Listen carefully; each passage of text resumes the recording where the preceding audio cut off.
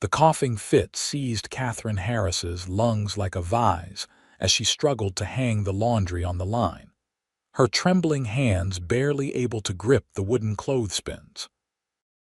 The 3-year-old twins, Emma and Elijah, played in the dirt nearby while her oldest, 6-year-old Jacob, watched his mother with worried eyes that had grown too old for his young face. Catherine knew she was getting worse, not better, and with winter approaching Cripple Creek, Colorado in 1882, the outlook was growing as bleak as the gray clouds gathering on the horizon. "Mama," Jacob's small voice pierced through her haze of pain. "You're coughing red again." Catherine quickly wiped the blood from her lips with her handkerchief, forcing a smile that didn't reach her eyes. "Just a bit of dust, sweetheart. Why don't you take your brother and sister inside? I think we might have a bit of molasses for bread if you're hungry." The truth was they had precious little of anything. Since her husband Thomas had died in the mine collapse 8 months ago, Catherine had been barely keeping them afloat with her sewing work. But now, with this consumption ravaging her body, even threading a needle had become a monumental task. As another coughing fit dropped her to her knees, Catherine didn't notice the tall figure approaching on horseback, dust billowing behind him as he made his way up the winding path to her small cabin. Owen Barrett pulled his hat lower against the autumn wind as he guided his chestnut mare toward the modest homestead. He'd been riding for the Double R Ranch for nearly 5 years, driving cattle and living under the stars. At 30 years old, he was considered something of a loner even among cowboys, preferring the company of his horse and the vast Colorado sky to the raucous saloons, where most of his companions spent their wages. He'd passed this small cabin many times on his rides, occasionally exchanging pleasantries with the man who lived there. Owen had heard about the mine collapse that had taken Thomas Harris's life. The whole town had, but he hadn't realized the widow and her children were still trying to make it on their own, until Reverend Miller had mentioned it at the general store that morning. "Poor woman's got the consumption," the Reverend had said, shaking his head. "3 little ones and nobody to help. She's too proud to ask, but I fear they won't make it through winter without intervention." Owen hadn't planned to intervene personally.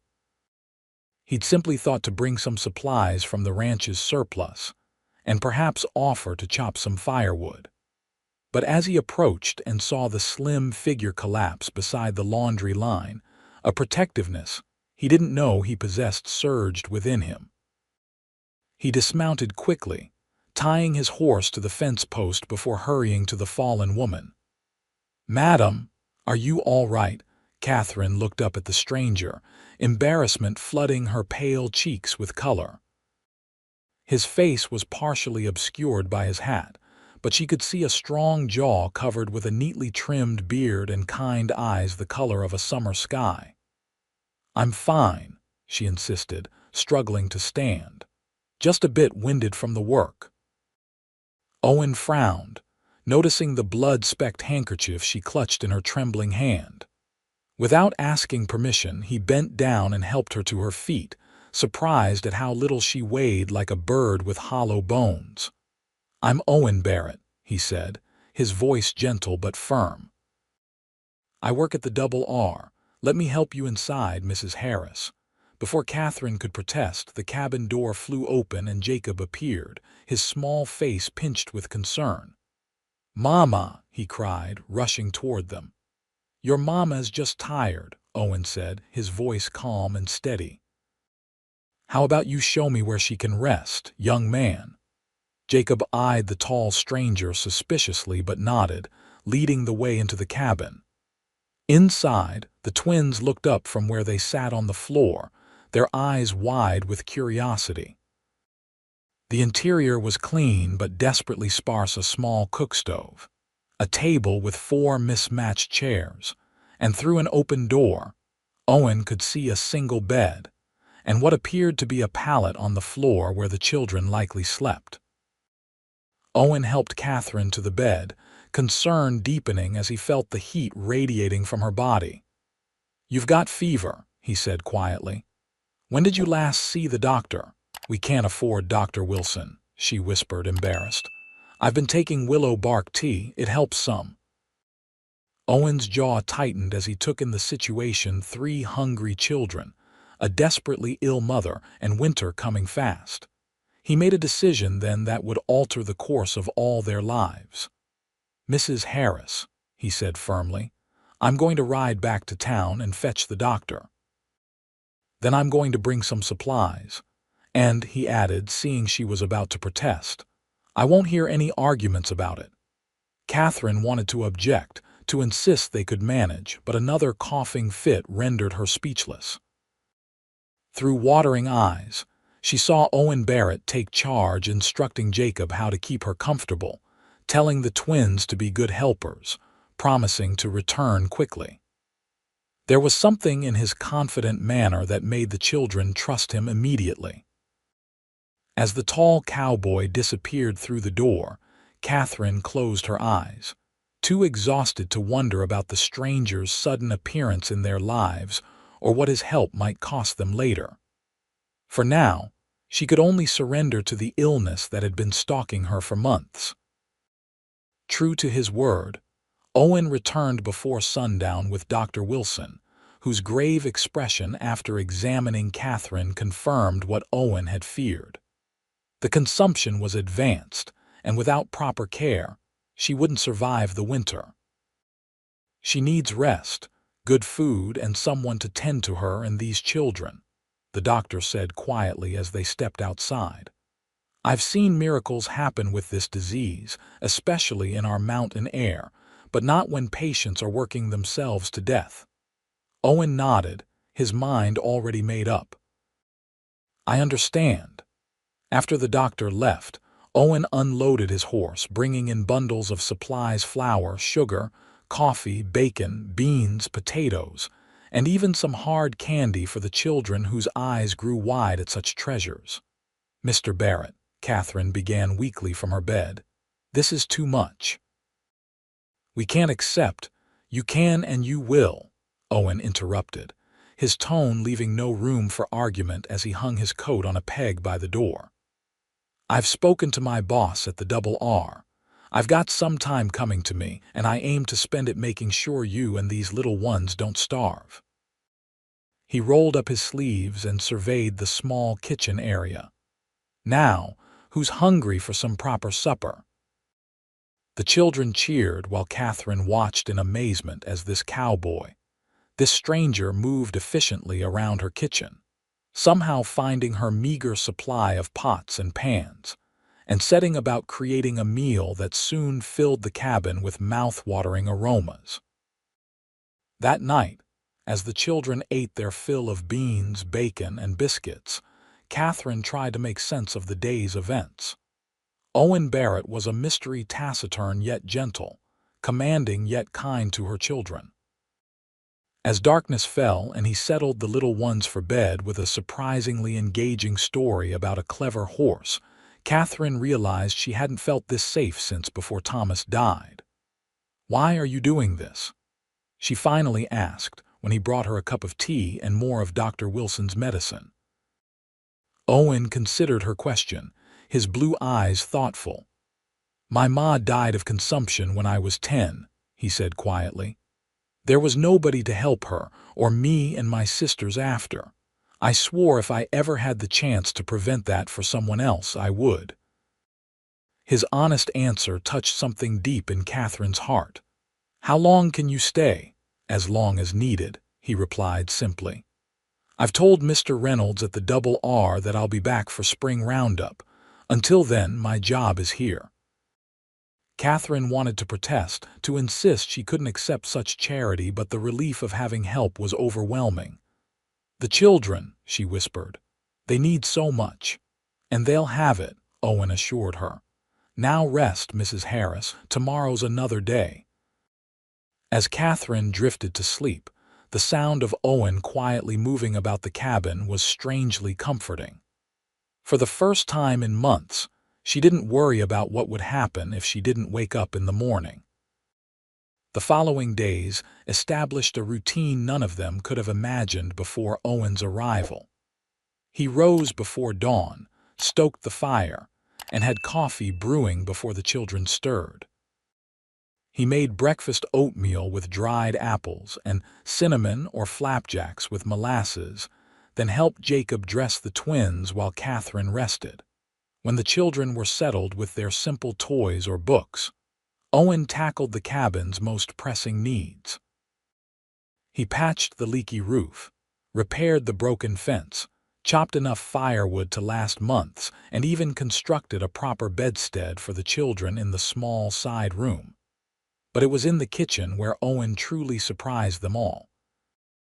This rough-handed cowboy revealed an unexpected talent for cooking that transformed their meager supplies into meals that brought color back to Catherine's cheeks and delighted laughter from the children.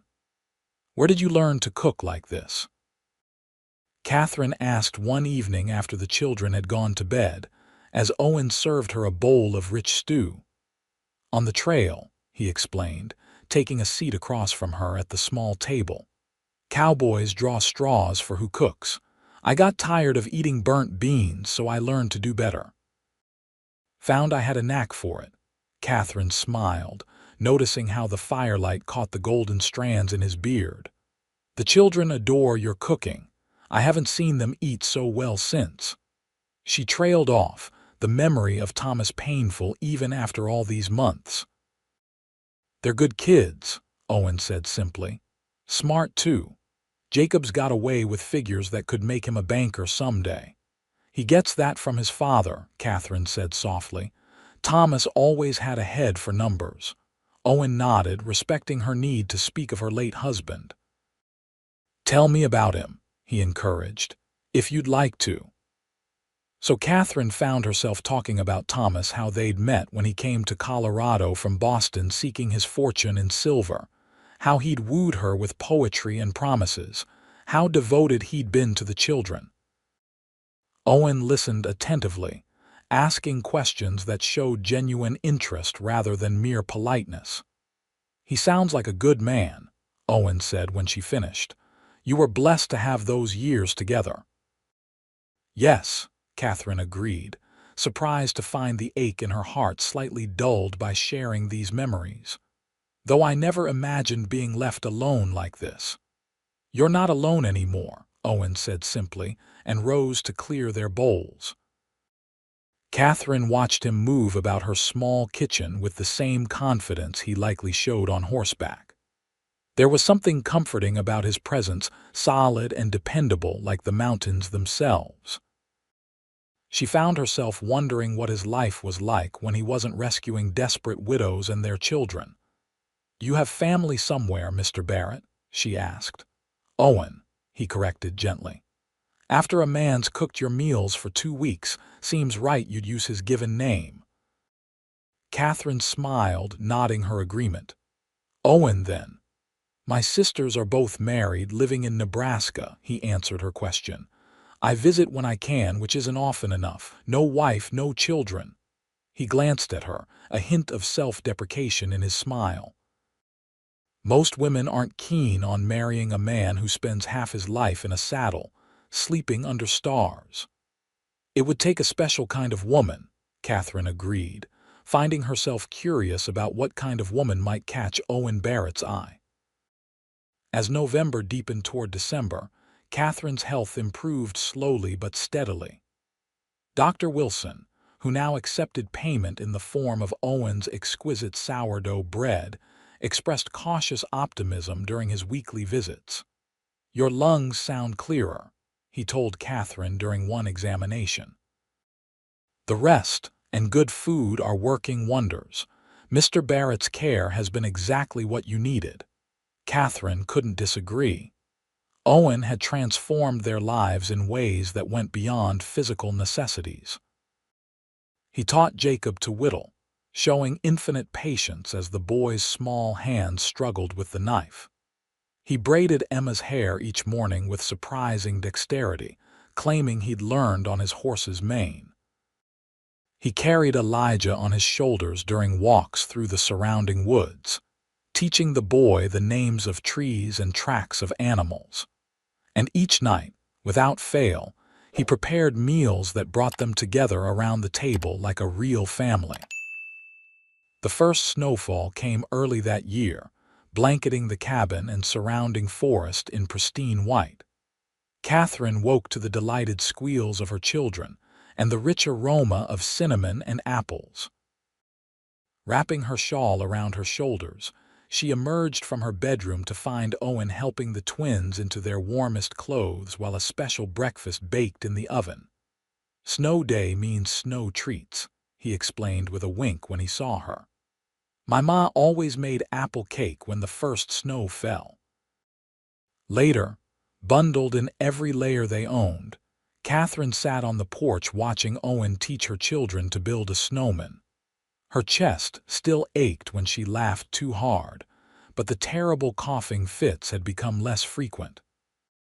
As she watched Owen lift Emma to place a carrot nose on their creation, Catherine felt something shift inside her, a warmth that had nothing to do with her illness, and everything to do with the man who had entered their lives like an answer to an unspoken prayer.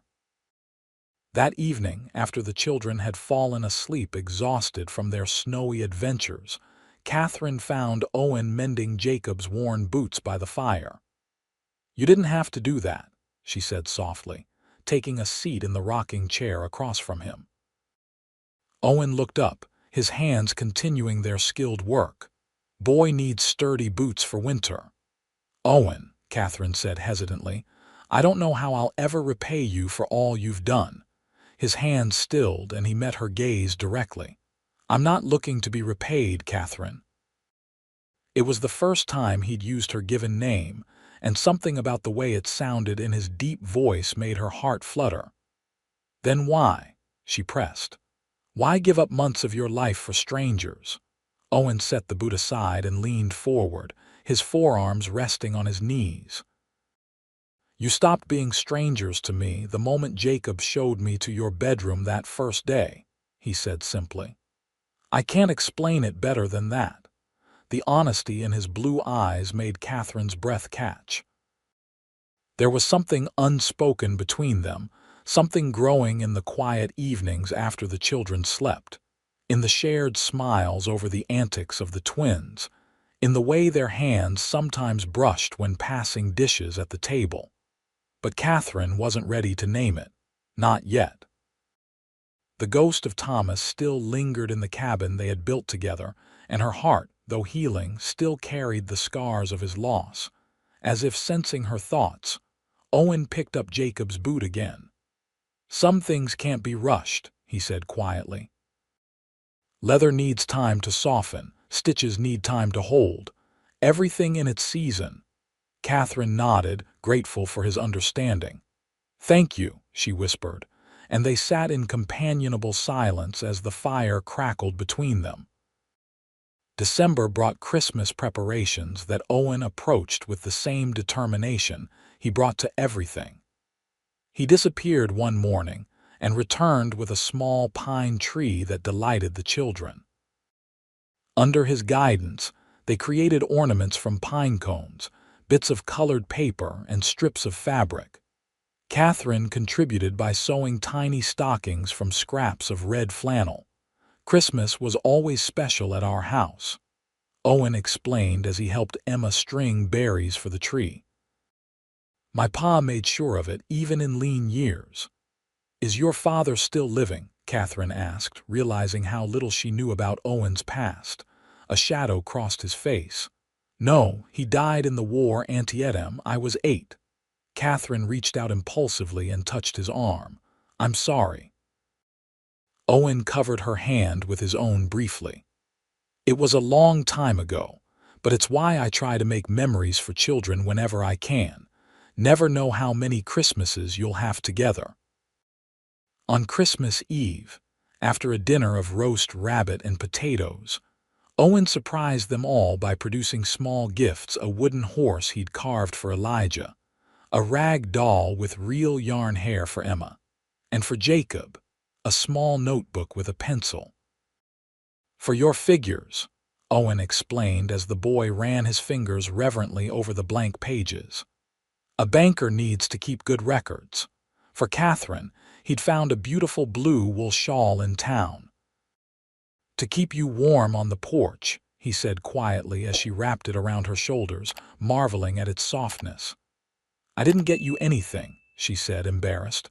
Owen smiled, the firelight making his eyes appear even bluer. "You've given me a home for Christmas. That's gift enough."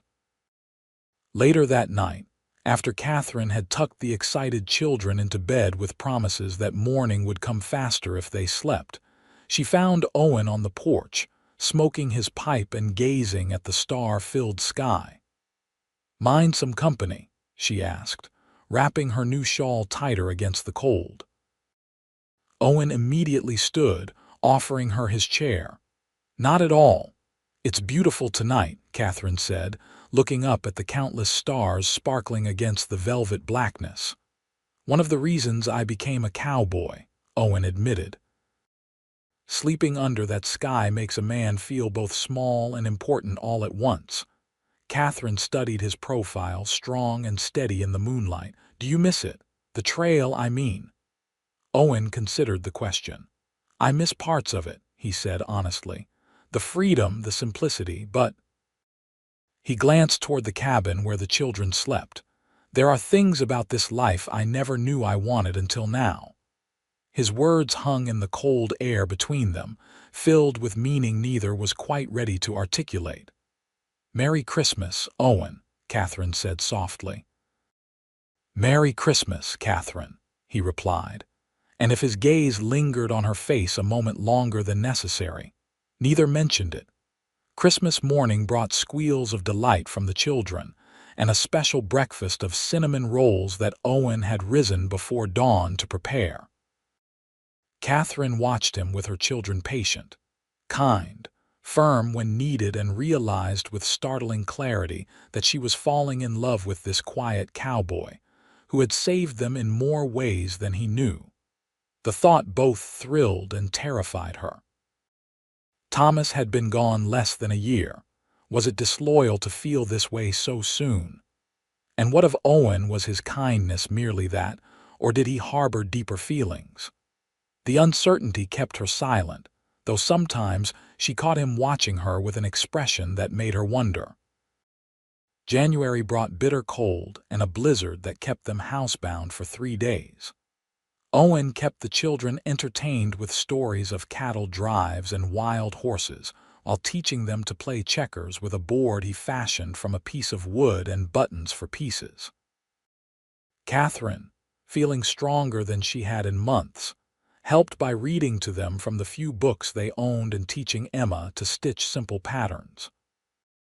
The close quarters heightened Catherine's awareness of Owen, his scent of leather and pine, the low rumble of his laugh when Elijah said something precocious, the gentleness of his large hands as he braided Emma's hair. Each night he slept on a pallet by the fire, refusing Catherine's offers to trade places occasionally.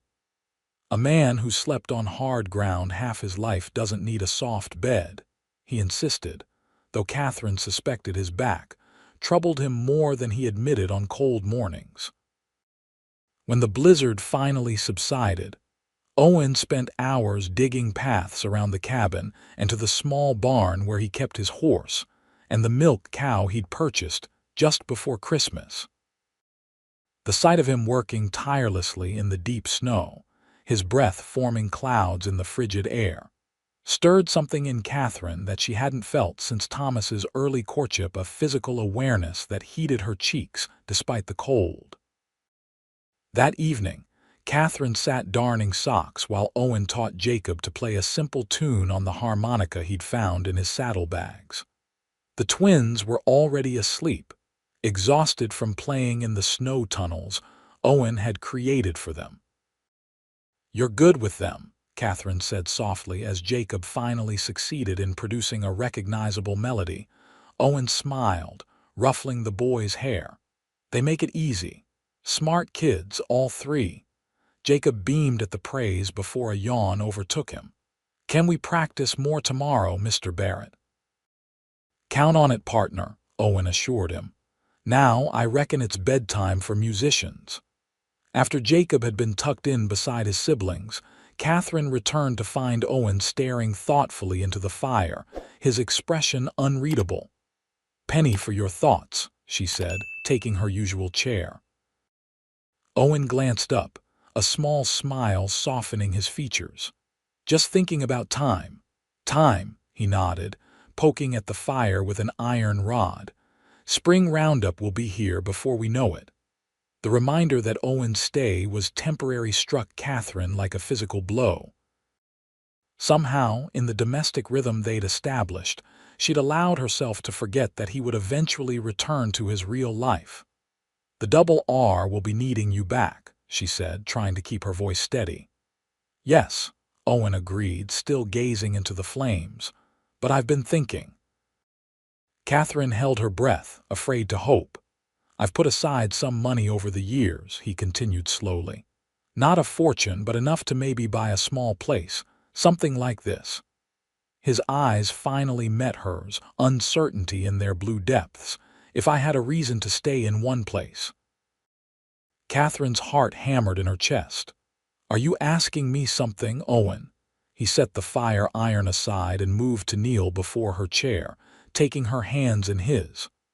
"I'm not good with fancy words, Catherine. I'm just a cowboy who never thought much beyond the next season. But these months with you and the children," he paused, seeming to search for the right words. "They've shown me what I've been missing, what I want." Catherine found herself trembling, not from illness but from the intensity of emotions flooding through her. "Thomas was a good man," Owen continued, "and I would never try to replace him in your heart or the children's memories. But I think maybe there's room for me too, if you'd be willing." Tears filled Catherine's eyes as she gazed at this man who had brought healing and hope back into their lives. "The children would be heartbroken if you left," she whispered. "And you?" Owen asked, his voice rough with emotion. Catherine freed one hand to touch his bearded cheek. "I would be heartbroken too." Owen's eyes brightened. "Then marry me, Catherine Harris. Let me care for you and those children properly, not as a guest in your home but as a husband and father." The proposal, simple and heartfelt, was everything Catherine hadn't known she needed. "Your certain 3 children is a lot to take on." "I've never been more certain of anything," Owen assured her, his hands tightening around hers. "I love those children as if they were my own. And I love you, Catherine. I think I have since that first day when you tried to tell me you were fine even though you could hardly stand." Catherine laughed softly through her tears. "I was so stubborn. Still are," Owen teased gently. "You haven't answered my question." Catherine leaned forward until their foreheads touched. "Yes," she whispered. "Yes, I'll marry you, Owen Barrett." The kiss that followed was tender and reverent, a promise of the life they would build together. When they finally parted, Owen's smile was brighter than Catherine had ever seen it. "When?" he asked, still holding her hands. "Spring," she decided. "When the wildflowers bloom." "It seems right, a new beginning." Owen nodded his agreement. "Spring it is. And in the meantime, I'll continue sleeping by this fire, though it'll be considerably harder now that I know what's waiting." Catherine blushed, but her smile was confident. "Some things are worth waiting for." The news of their engagement delighted the children. Jacob, who had grown attached to Owen despite his initial wariness, was especially pleased. "Does this mean you're not leaving?" he asked over breakfast the next morning. "It means I'm staying for good," Owen confirmed. "If that's all right with you." Jacob considered this seriously before nodding. "You make the best flapjacks, and Mama smiles more when you're here." Owen laughed, ruffling the boy's hair. "Smart boy, those are 2 fine reasons." Emma, who at 3 had a more limited understanding, simply asked, "Will you be our papa now?" Owen glanced at Catherine, who nodded her permission. "Yes, little miss, if you'll have me." Emma climbed into his lap immediately, wrapping her small arms around his neck. "I will have you," she declared solemnly, mimicking his formal phrasing. Elijah, not to be outdone, scrambled to join his sister. "Me too." Catherine watched the scene with a heart so full it threatened to overflow. Thomas would always be the children's father, but Owen was offering them something precious, a future with a man who genuinely loved them, who had chosen them. The remainder of winter passed in a blur of domestic contentment and growing anticipation. Catherine's health continued to improve, though Dr. Wilson warned that the consumption could return if she overexerted herself. "Keep doing what you're doing," he advised during a February visit. "The mountain air and rest are the best medicine, and clearly," he added with a knowing smile toward Owen, "happiness agrees with you." Owen took his responsibility as future husband and father seriously, making plans and preparations with characteristic thoroughness. He rode to town once a week for supplies and to send telegrams to his sisters in Nebraska, inviting them to the spring wedding. He also began improvements to the cabin, adding a lean-to that would serve as a proper bedroom for the children once he and Catherine were married. Catherine, for her part, felt stronger with each passing day. She gradually resumed some of her sewing work, though Owen insisted she not overtax herself. Together they established a rhythm that felt natural and right, sharing cooking duties, caring for the children, discussing plans for their future together. In the evenings, after the children were asleep, they would sit before the fire and talk about their childhoods, their hopes, their fears. Catherine learned that beneath Owen's quiet confidence lay a depth of thought and feeling that continually surprised her. "I always figured I'd die with my boots on," he admitted one night. "Riding the range, living rough. Never imagined wanting more until I met you and those little ones." Catherine reached for his hand. "Are you sure you won't miss that life, the freedom of it?" Owen interlaced his fingers with hers. "Freedom's different things to different men. For some, it's the open trail. For me now, it's the choice to stay instead of go to build something lasting." He smiled, the firelight dancing in his eyes. "Besides, I reckon I can still ride out now and then when the wanderlust hits, just not for months at a time." "I'd never want to clip your wings," Catherine assured him. "A man needs his own pursuits." "And you?" Owen asked. "What do you need, Catherine Harris?" She considered the question thoughtfully. "Security for my children, work that matters. And," she added softly, "someone to share it all with, the joys and sorrows both." Owen lifted their joined hands to his lips. "Those seem like things we can manage together." As winter reluctantly yielded to spring, the mountains around Cripple Creek burst into color: purple lupine, golden columbine, and scarlet paintbrush dotting the meadows. Catherine, who had spent much of the winter indoors, reveled in walks with Owen and the children, her strength returning more fully with each passing day. "I never thought I'd see another spring," she confessed to Owen as they stood on a hilltop overlooking a valley awash with wildflowers. The children were gathering blossoms nearby, their laughter carrying on the gentle breeze. Owen's arm tightened around her waist. "I'm mighty glad you did." Catherine leaned into his solid warmth, still amazed at how natural it felt to be held by him. "It's a miracle really you're coming when you did." "Not a miracle," Owen corrected gently. "Just a man following his heart, even if he didn't realize that's what he was doing at the time." Their wedding took place on the first Saturday in May, with Reverend Miller officiating in the small church in Cripple Creek. Owen's sisters traveled from Nebraska, bringing handmade quilts and preserves as wedding gifts.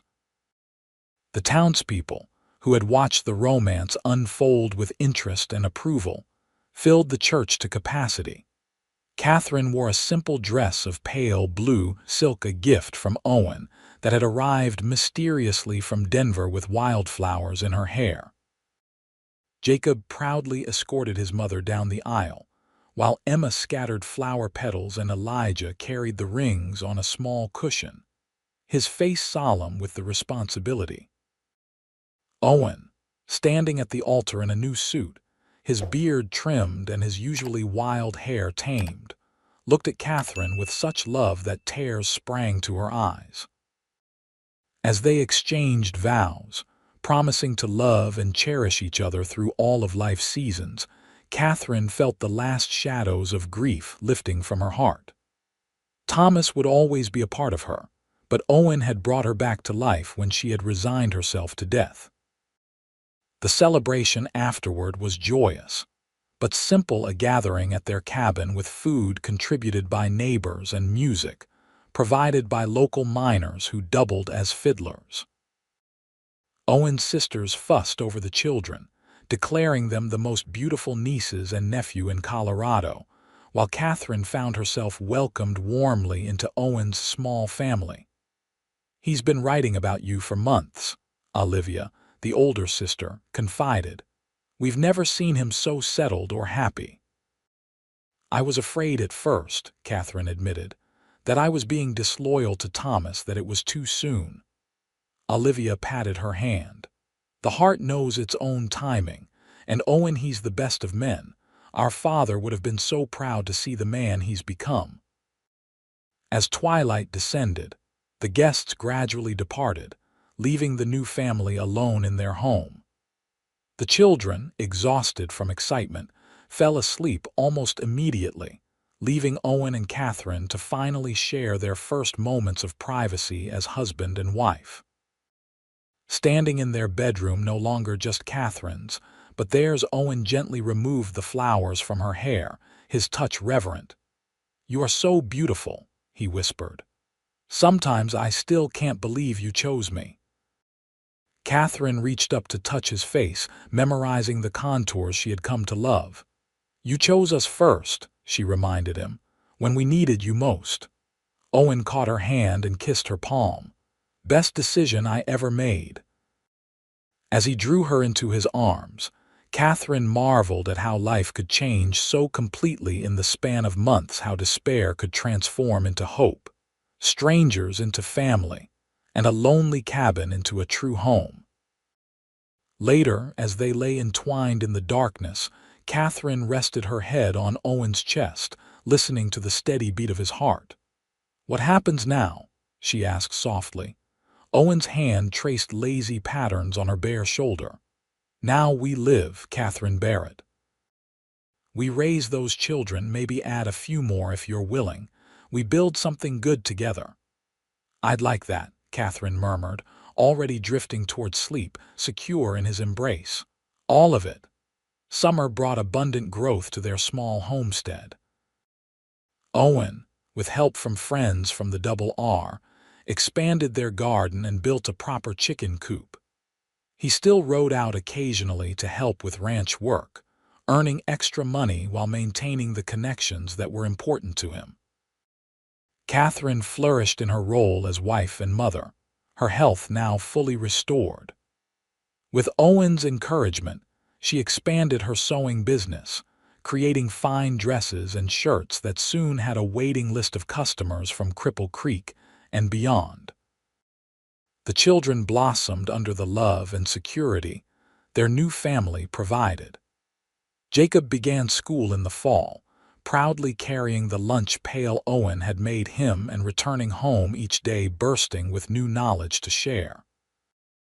The twins, now 4, helped with simple chores and followed Owen adoringly around the property, helping with whatever project he undertook. In October, Catherine discovered she was expecting a child, news that brought tears of joy to Owen's eyes when she told him. "Are you happy?" she asked, though his expression left little doubt. "Beyond words," he assured her, gathering her close.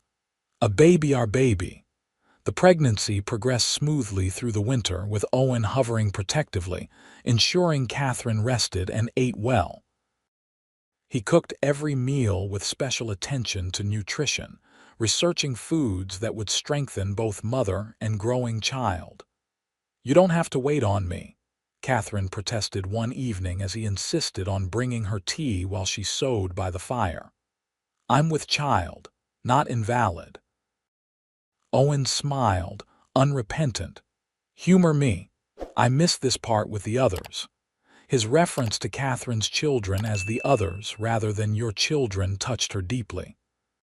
From the beginning, Owen had embraced Jacob, Emma, and Elijah as his own, never distinguishing between them and the child they were now expecting.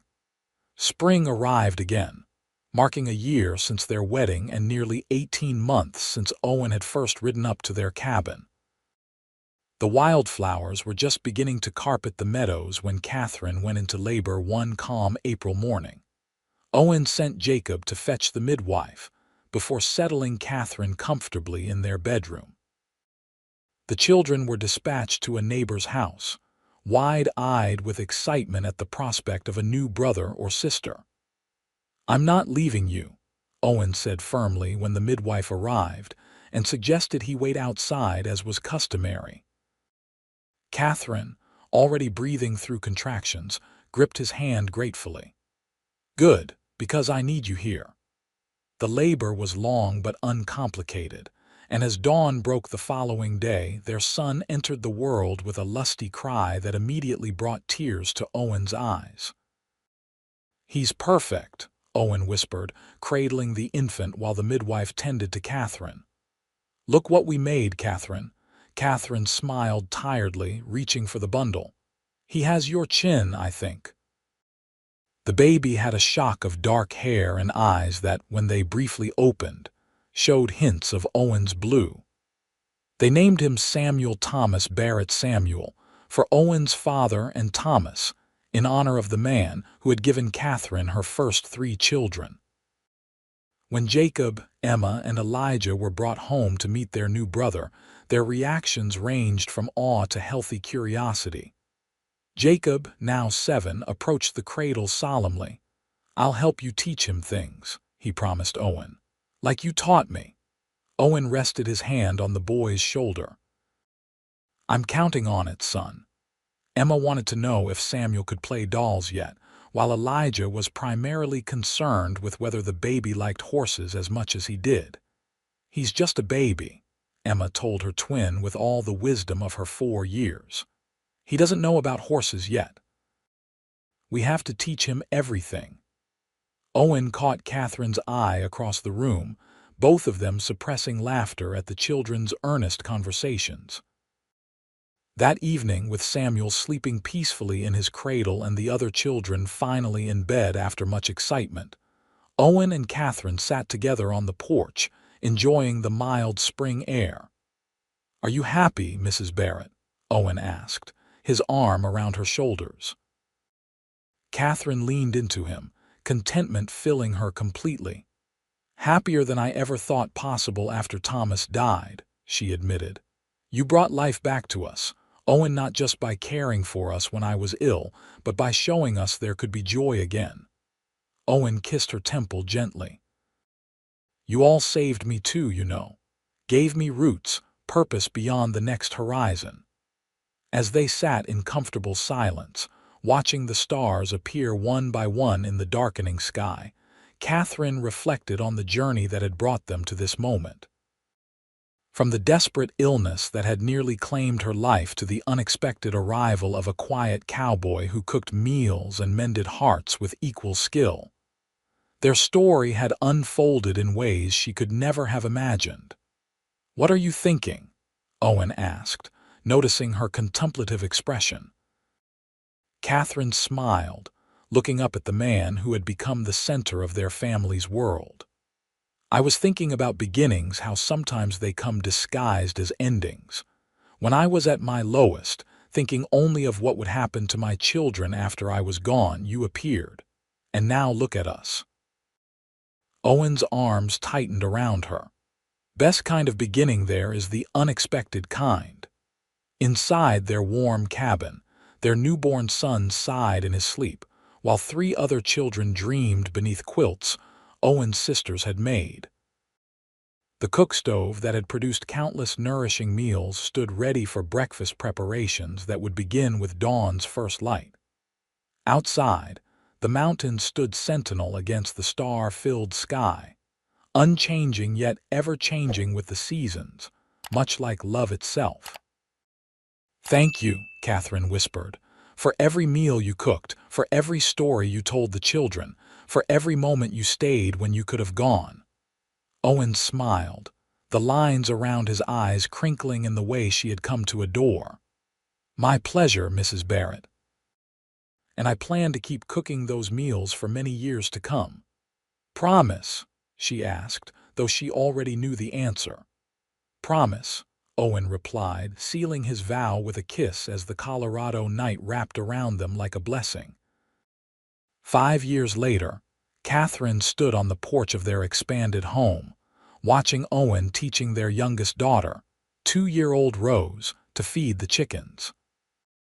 Samuel, now 5, followed his father's every move with adoration, while the older children helped with the more substantial chores around the thriving homestead. What had once been a struggling widow's cabin had transformed into a prosperous small ranch. Owen had purchased adjacent land and built up a respectable herd of cattle, while Catherine's sewing business had grown into a small shop in town where she worked 3 days a week, creating fashions that were sought after throughout the county. The consumption that had nearly taken her life had never returned, though Catherine never forgot how close she had come to leaving her children motherless. That awareness made each day precious, each moment with her family a gift to be treasured. As she watched Owen swing Rose onto his shoulders, his laugh mingling with the little girl's delighted giggles, Catherine felt the familiar rush of love that still surprised her with its intensity. The quiet cowboy who had ridden into their lives when they needed him most had become the foundation upon which their happiness was built, steady, dependable, and endlessly loving. Owen looked up and caught her watching, his smile warming his blue eyes. Even after all these years, that smile could still make Catherine's heart skip a beat. "Dinner almost ready," he called. "These ranch hands are working up an appetite." "Just about," Catherine replied, returning his smile. "I made your favorite stew." "Not as good as yours," she had told him countless times over the years. But Owen insisted her cooking had surpassed his own, though he still made breakfast most mornings, claiming it was his special talent. Later, as they sat around the large table Owen had built when their family expanded, Catherine looked at the faces gathered there. Jacob, now 12, and showing signs of the handsome man he would become. The twins, 9 and full of energy and ideas. Samuel, thoughtful like his father, and little Rose with Catherine's auburn hair and Owen's blue eyes. At the head of the table sat Owen, who caught her gaze and winked, still able to make her blush after all these years. This was the life she had nearly missed, the future that had almost been stolen by illness and fate. Instead, a cowboy with gentle hands and a talent for cooking had ridden into their lives, bringing healing and hope when they needed it most.